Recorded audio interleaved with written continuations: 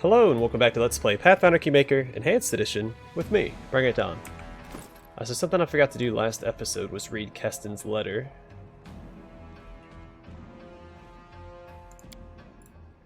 Alright, Your Grace, please forgive me my sudden disappearance. I deem myself of more use among your subjects than at court. The people are afraid, Your Grace. They believe that they've been forgotten, that their ruler couldn't care less about the simple folk, even as they perish each and every day. For this reason, those who can bear arms are starting to take matters into their own hands. A wild mob is a force to be reckoned with, and you already have enough to worry about. Fortunately, I was able to convince these people that I'm on their side. In the end, I have decided to lead this militia myself, in order to be the first one to know whenever the people learn something new, and to protect them from making rash decisions. I've led troops before, and your subjects view me as one of their own, so they trust me and are willing to follow me. It was with a heavy heart that I left your castle, but my hope was that once among the common people, I would be able to track down the source of the disease that struck the barony. I was recently informed that one of the squads scouring the outlying regions of the Camelins had encountered a mysterious shrine. Our spies report that at the beginning of each week, cultists gather there to worship the dark goddess Lamashtu, the patroness of all manner of hideous creatures. I know little of the gods and their affairs, but the appearance of the Mother of Beasts and her followers in a land teeming with monsters can hardly be a coincidence. As soon as I finish writing this letter, I shall lead a squad of my best men there and await your arrival. I ask for your help, Your Grace, for I shall need it to strangle this filth in its cradle. Who knows, perhaps we'll capture one of the cultists alive and find out if they and their goddess are behind the misfortunes of your barony. Your loyal servant, Keston Garess. Alright, let's quick save, and then we'll get this surgery underway. Also, Tristan is all over here, for some reason. Loaded back in, and he disappeared. Are you ready? Please, we cannot delay much longer. Begin the surgery. Let's begin. Jode breathes in deeply, then exhales slowly. Eris will be with us. Serenray, help us. Alright, Tristan. Maybe he doesn't like, maybe surgery makes him queasy. Glancing nervously at the various medical instruments, the brave peasant woman got up on the operating table. Just don't butcher me is all I ask, she muttered in a trembling voice. Meanwhile, the foremost medical experts in the room still couldn't agree on what exactly it was they were trying to do. Stop arguing with me. Coughing up blood is a sure sign the problem is in the lungs. We look there, Jode insisted. No, it's the nausea we should be focusing on. We need to examine the stomach, Tristan objected. Bartholomew, the mad sadistic wizard, had been summoned here for some reason. He remained silent, checking the patient's pulse. The clerics turned to the Baron in desperation, asking him to resolve their dispute. After careful consideration, he decided to ask Bartholomew for help. A common manner of dispelling is useless here, I assume, the wizard said pompously. So then let's try it at a higher level. He took a scroll out of his bag and solemnly cast a spell on the patient. Jode used magical sight to see if there were any changes in the patient's body. It worked, he exclaimed, excited. The magic is gone from all the organs except the stomach. You're right, friend. Or my friend. Hurry now, hand me a scalpel. Candlelight reflected off the surgical instruments and potion bottles. As Jode's scalpel made the first incision on the woman's skin, I could hear her inhale loudly through clenched teeth. I confess, I lacked the courage to watch the surgery, even after I turned away. I couldn't help but tremble from hearing the poor woman's screams. The air filled with the acrid scent of medical potions while Tristan mumbled prayers to ease the patient's pain, simultaneously scanning her body with magical sight. All I could do was whisper my own prayers, but the Baron, he didn't lose his courage. He...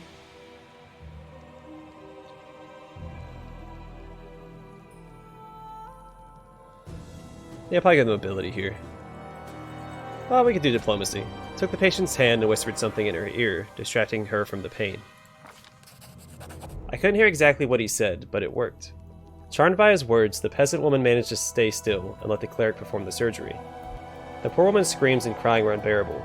I couldn't begin to imagine what she was going through. I'm such a fool, Jode finally exclaimed. You're right. I'm glad we listened to you. Tristan used a healing spell to close the wound in the woman's stomach, and Jode showed everyone the strange item he'd extracted. It looked like some kind of seed, a glowing, pulsing, thumb-sized seed.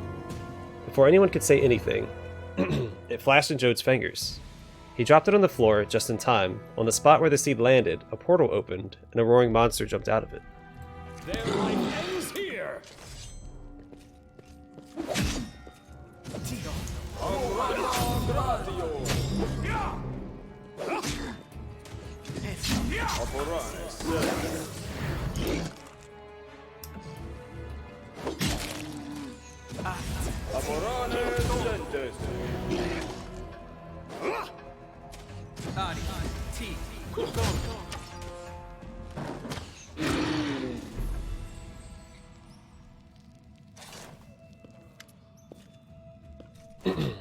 Alright, Jode wipes the sweat from his brow, not even noticing the blood still on his hands. Aristal and Serenray be praised. They're truly on our side this day. It's a miracle. Tristan hands Jode a clean towel. Jode pulls himself together and wipes his hands and face. So, what have we learned? We've learned that I was a pompous fool, and Tristan was right all along. It's not a disease, but a parasite. Something of vegetative origin. It resembles a seed. I'm sorry, my friend. I should have wagged my tongue less and listened to you more. Please, don't mention it. It was a lucky guess, not worthy of your praise. Yeah, Tristan, how did you know that? I guess we'll find out next time. Anyway, no, we'll continue. Are you able to cure others of the disease now? I'm struggling to read this. Yes. Yes, now that we know what to do, we can extract the seeds with much less risk to the patients, and with much less suffering. And what will you do next? There's still many patients here. We'll start working on them immediately.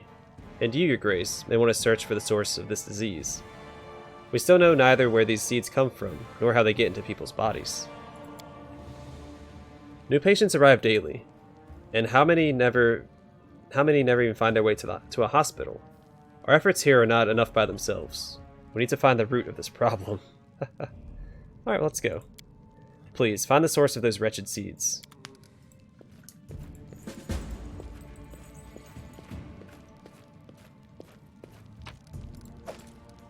Can we talk to Madla? Phew, barely survived it. Yeah, good job. I thought the owlbear was going to get Bartholomew. I'm glad that he didn't. How do I get out of here? Oh, there it is.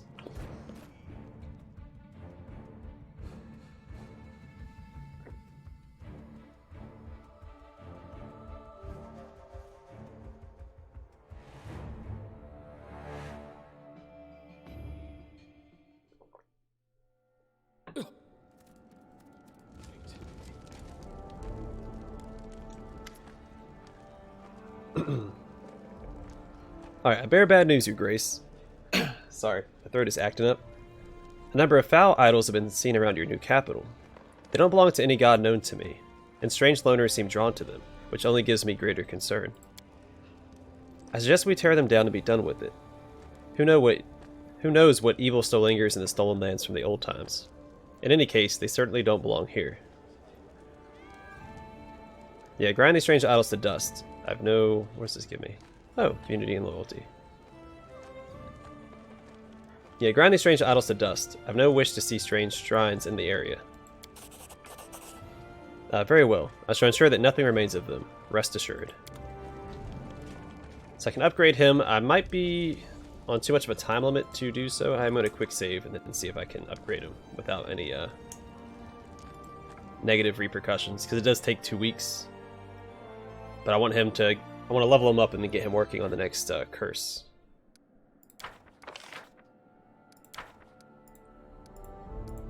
So if I can do that real quick before...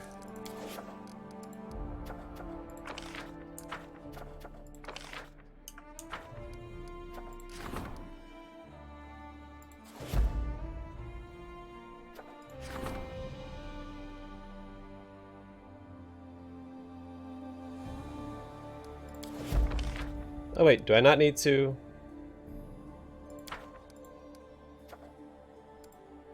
Hold on a second, let me reload. Something seems off here. Because the rank up should have put me into the 2 weeks, right? Like, it should have fast forwarded me 2 weeks. And it kind of seemed like it did with the events and everything. But he was still working on this project. See?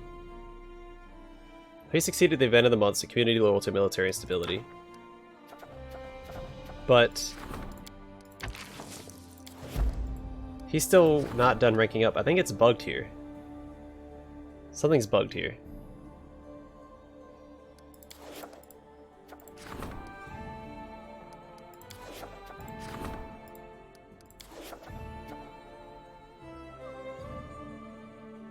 I'm gonna do it one more time because these guys fast forward as well.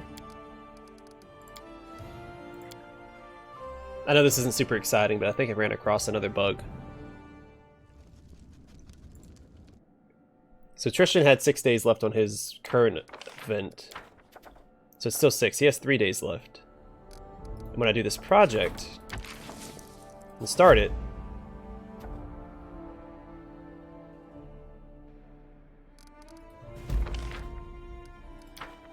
so he still has 6 days left, but for some reason Keston's fast forwarded. I'm gonna go ahead and put him on this problem. That's gonna outrank any rank ups that I have. Focusing on the problems. Alright, Your Grace, I'm happy to report that recruitment continues. Our ranks swell with more and more fine soldiers.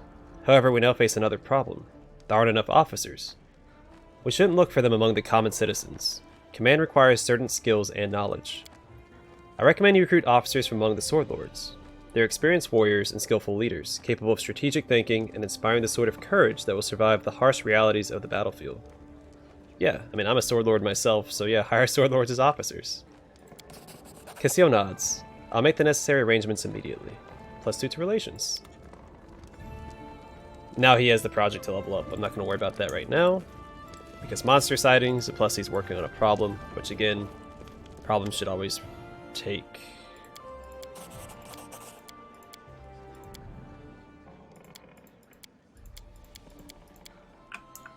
Oh, I keep trying to hit escape to exit dialogue. It's not what you need to do. Alright. Cloak of Heroism, yay.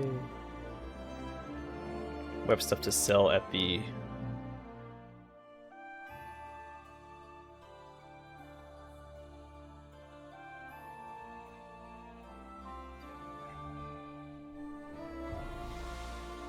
the merchant. Why am I... Maybe I clicked on the wrong thing. Or is this the event where I have to quell the peasants? There we go. Stop yelling and listen to me. I'm trying to talk some sense into you. There's nothing to talk about, Alov. This is my home. Here I was born, and it is here I die. You dolt. That's what I'm saying. You stay and you'll die before your time. Can't you see what's going on? Monsters, goblins, and bandits. Turn your back for a moment, and there's some fiend crawling right out of your neighbor's entrails. You talk too much. Just do your work, pray to Aristotle, and stay close to your home and family. That's all there is to it. We've seen worse. Aye, back when you were half your age and unmarried. Eric, old friend, think of Jenny and your little ones. What if some beast comes knocking at your door? You're a woodcutter, not a swordsman. We have to leave the barony while we still can. Aristotle have mercy, your grace. Forgiveness, your grace. We're just discussing the crops. I understand that you're worried about your close ones and yourselves. But hear me. Without loyal, upstanding people by my side, I can never rescue this realm from the evils plaguing it. If you stay, I swear, I'll do everything in my power to put an end to this madness. Both men listened to you quietly, then looked to each other, then clumsily bowed to you. We understand, your grace. These are tough times indeed, and there are things, all sorts of things you have to deal with. Don't you go listening to fools. The loyal and true will stand by your side. Yeah, look at that. I inspired loyalty. Wait a second, what's up? Oh. Yeah, I need to go talk to the merchant. That's right. In due time.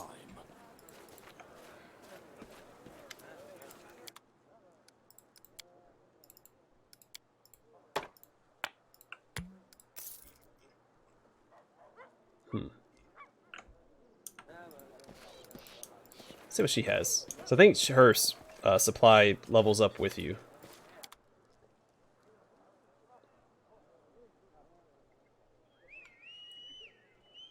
And there are a lot of spells I could be...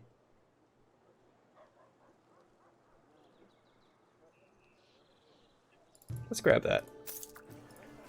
There are a lot of scrolls I should be teaching my spellcasters, having them copy it down in their spellbooks, but meh. I'll deal with it eventually.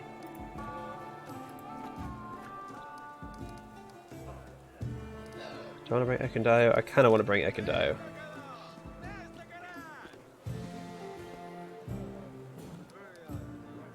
No, we'll keep this.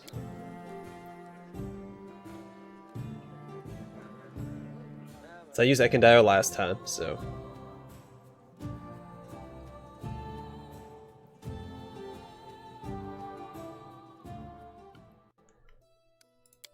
Oh, this is for Casil, leveling him up. Oh, hey, he's level. Good level up. Hey, +5, +1. Sweet. +4, +1. +3. +1 to military. Alright, what do we got? Counselor awaits in the throne room. Lindsay has a suggestion. Son of a gun. Support the general's endeavors. He is busy. Who needs... She's the regent, so not the counselor. I can go ahead and put her on this then.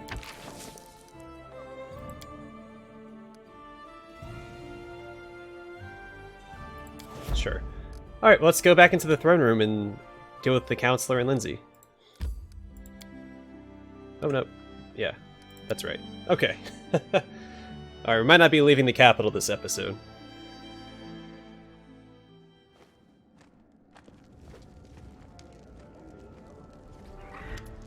Alright, there's something important I wanted to discuss with you. Meeting your eyes, Tristan looks away as if perplexed. It's not easy to admit, but recently the barony has grown so much that I feel it's slipping my grasp. Please, ease my burden by finding someone for the position of Curator of Arts and Education. Tristan catches his breath and smiles brightly. It's a huge weight off my shoulders. I have other news as well, which I'm sure you will find agreeable. As you know, our neighbor, Galt, has been in chaos for years. Their ever-changing rulers destroy that which goes against their fickle doctrines, including scientists and creators. But one of them was recently able to escape, to your lands. He's the publisher of a newspaper whose headquarters in Galt were burnt down after false accusations of slander. He wishes to move to the capital where he will enjoy your protection, and in exchange he has offered to found a new printing house. He escaped Galt with his plans for a printing machine with him, and is ready to start his business here, with your permission and help of course. I think it's a wonderful opportunity, not only to get our own newspaper, but to help an innocent man get back on his feet. What do you say? But we have Lindsay's printing shop. Why do we need another one? Tristan smiles. Lindsay publishes books, not newspapers. I doubt she'd be interested in this kind of endeavor, and our guest from Galt specializes in it. Yeah, it would be well to open a printing house in the capital. Wonderful. I shall immediately send a messenger to the poor fellow, and inform him of your decision. Tristan's eyes flash with excitement. You have saved another soul from helplessness and despair. Well, we get a free printing house, so I gotta build that real quick. Hello, Your Grace. Feels strange. It's amazing I can just go and have a chat with an actual Baron. I wanted to talk about Ekun. I'm worried about him lately, although worried might be too strong a word.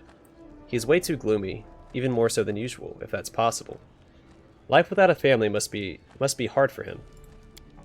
But he's not completely alone. He has us. I know we can't replace what he lost, but we must remind him that we are here and he can talk to us. What are you getting at? What I'm getting at is that we should hold a merry revelry and use the opportunity to talk to him, heart to heart. If we just invite him for a drink, he'll no doubt refuse. So we must organize everything in secret. We'll gather guests, prepare food and drink, bring Ekun, and have so much fun. I'll even bring my loot. What do you say? Helping Ekun is our comradely duty, and if we need to throw a feast to do that, then that's what we're going to do. I'm not sure I'd put it like that, but I'm glad you agreed. I've talked to Alina the innkeeper, and she's happy to help us. Although, between us, I'm not sure what made her so enthusiastic. Anyway, you should talk to her, and I should go and think what I'm going to play. And one more thing, don't be late. I fear if we don't pull Ekun out of his mood now, it'll be too late.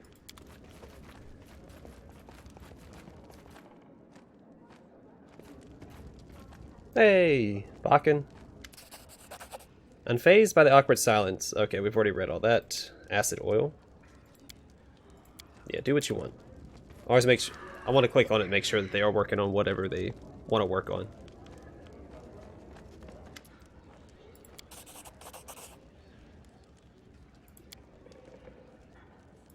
Oh, that's right. Okay, get out of here. She works on whatever she wants to work on anyway, so there's that. So what do you give me?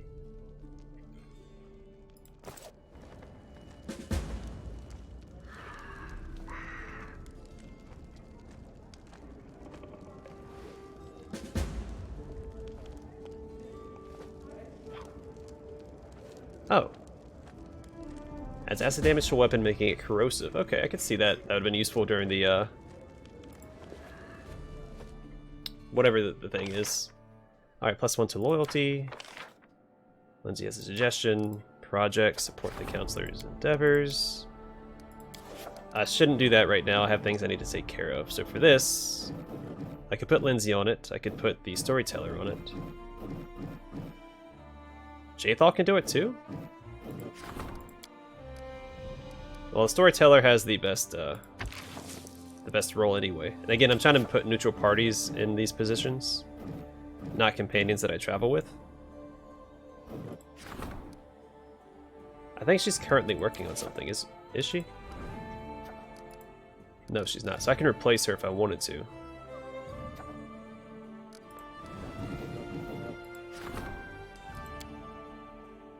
He has a pretty good role. Oh wow, Jubilost is really good at it.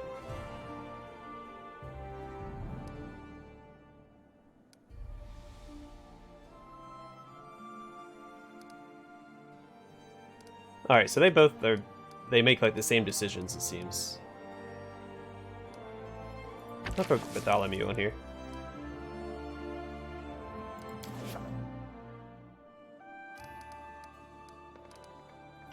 Let's look at my stats. Let's see. Community's level 2, loyalty, economy's the highest at 4.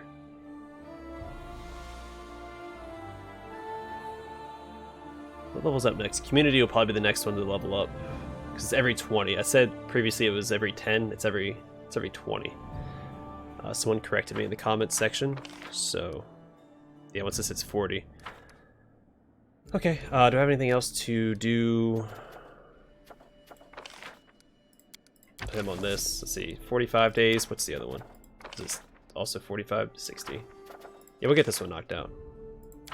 125 BP. Go ahead and take care of that. Okay, let's go talk to Alina. Oh my goodness. Oh yeah, let me ask him how he feels about being the, Let's see, how are you handling your new job? I'm immensely grateful for this position, Your Grace. Thanks to it, I daily discover many new stories of living people and their art. Instead of, you know, the ancient artifacts and dead people. I'm sure it's an exciting change of pace for him. To the main square so I can sell the stuff that was just given to me. Then we'll go talk to Alina about Ekun's party.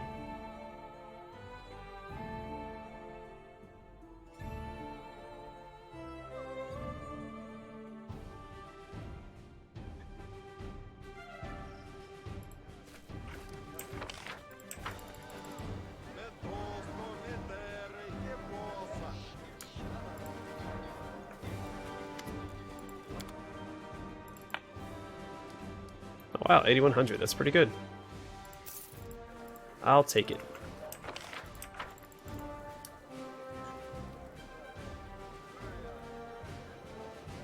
I am on the fence about leveling up Tristan here.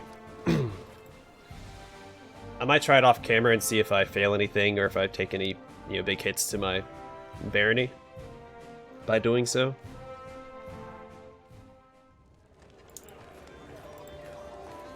Is there anything to talk about? Oh yeah, we could probably continue an Oro 8 Eyes story.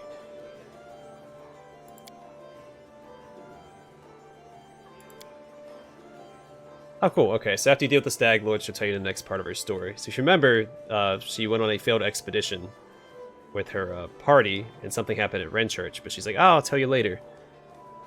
And here we go. Alright, so the elf utters a gloomy sigh.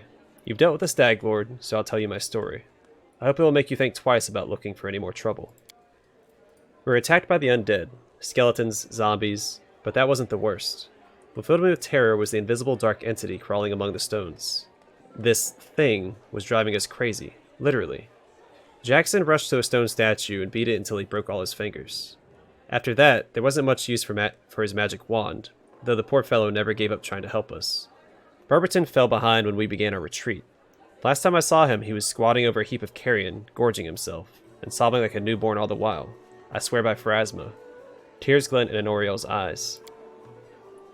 Baldur called to his god, and a ray of light shone forth, sending the vile creatures running. I almost believed for a moment we had a chance. Honoriel catches her breath and starts to talk faster.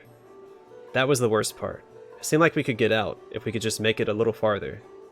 But then the zombies overwhelmed Voltar like a tidal wave. Goatree lost her mind. She scrambled up a staircase, whispering the words of a children's song and screaming in terror. She jumped from the tower to escape whatever ghost was tormenting her. The fall maimed her, but she survived. And after all this, I was alone. The darkness closed in over me. When I came to my senses, we were all in cages. All of us except for Vermelt. He was free, unscathed, and extremely pleased with himself. And the undead were under his command. Honoriel clenches her fists. The bastard betrayed us. From the very beginning, he decided to keep those darned books for himself. Adressant wasn't his friend, but his competitor. Vermelt staged his death and went to find books while we fought off the undead. He used us as fodder, and those who survived were to become sacrifices for his ritual. We were betrayed by the one we trusted most.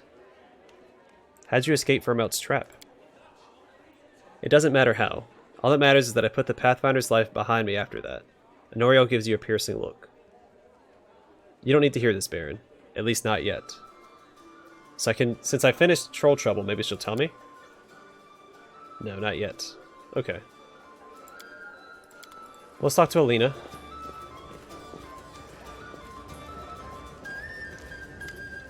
As you approach, the red-headed innkeeper curtsies awkwardly.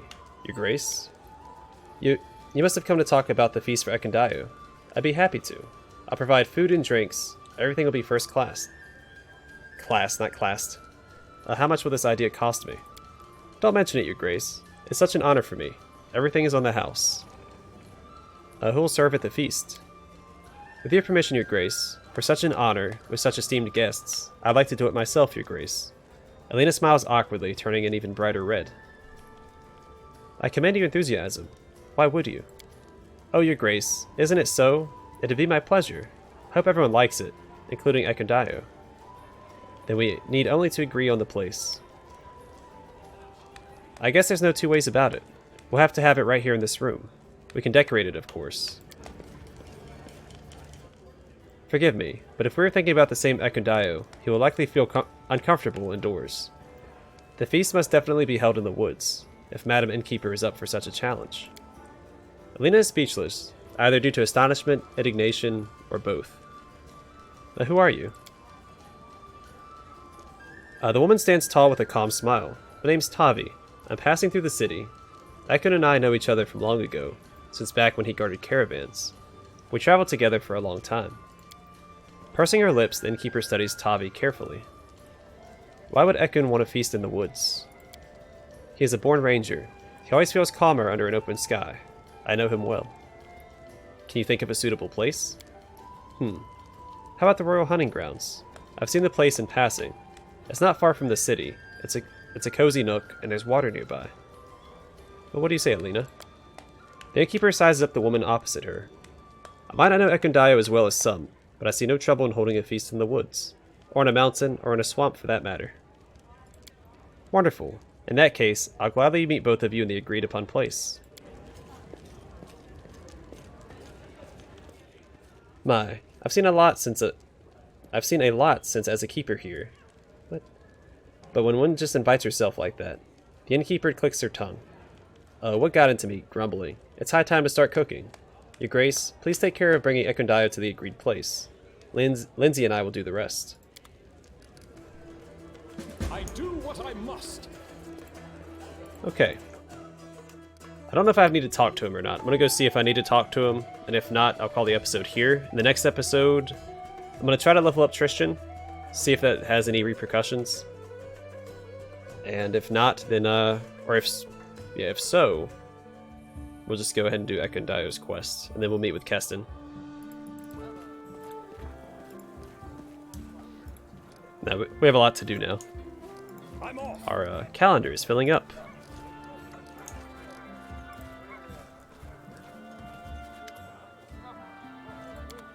Okay, don't need to talk to him. We're going to call the episode here. Let me double check my quests.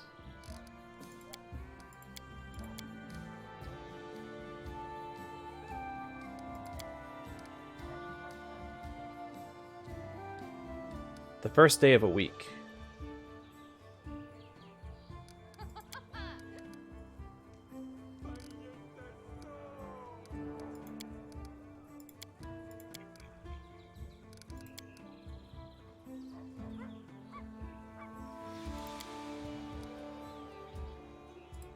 Alright, let me go talk to the Sweet Teeth again real quick. I know I'm kind of diddly-daddlying. See if anything is unlocked for it. I don't have any more errands for them to do. Okay, I'm going to call it here. Off camera, I'm going to see if leveling up Tristan has, again, any negative side effects. And if it doesn't, we'll do that first next episode, followed by all the other stuff. Anyway, thanks for watching. Hope to see you guys in the next episode.